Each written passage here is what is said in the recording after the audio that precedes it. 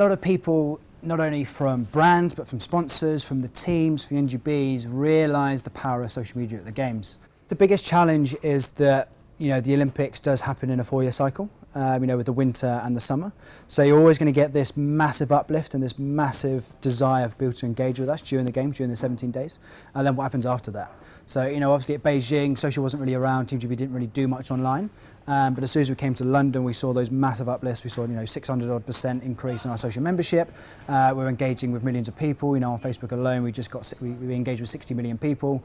How do we make sure we don't just drop off after the Games? And it's all about story. It's 2 ingredients. You've got a story to tell and great content. Our story is that we've got athletes who have now finished at the Games. What are they doing post-Games? We've got our athletes who are now going to be going towards Rio, towards Sochi, but also the fan stories.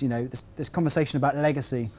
And to me, legacy is all about emotion. Who are your heroes? Who inspired you? What are your memories of the Games? And is that going to inspire you to go take up sports? One thing we're doing on social at the moment is saying, have you been inspired? Are you going to take up sport? How are you getting on? And trying to get those stories from the fans. If you were to ask me before the Games, what channel would you see to be the most effective or to see the most or the highest levels of engagement, I would have said Twitter over Facebook.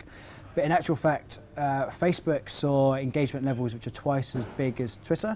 Our growth was 1,040% on Facebook, where it was only about 170% on Twitter. Twitter was very much real-time conversations, real-time alerts, social media commentary, to the second, what's going on, where our athletes are competing, where their medals are winning, whereas Facebook is a lot more multimedia-based, a lot content-rich based. So they very complemented each other very well.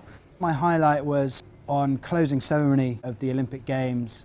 I sent out a tweet saying, well done to our greatest team, these are all the medals we've won, but also thanks to the nation, thanks for everyone for getting involved and making this such a brilliant event. And that itself firstly received 65,000 retweets, but also being at the front line, although I'm not an athlete, I am part of our greatest team, and being that close to the whole experience, seeing all those messages come in and seeing the power of social when it comes to connecting not only us to our fans, but the athletes with the fans.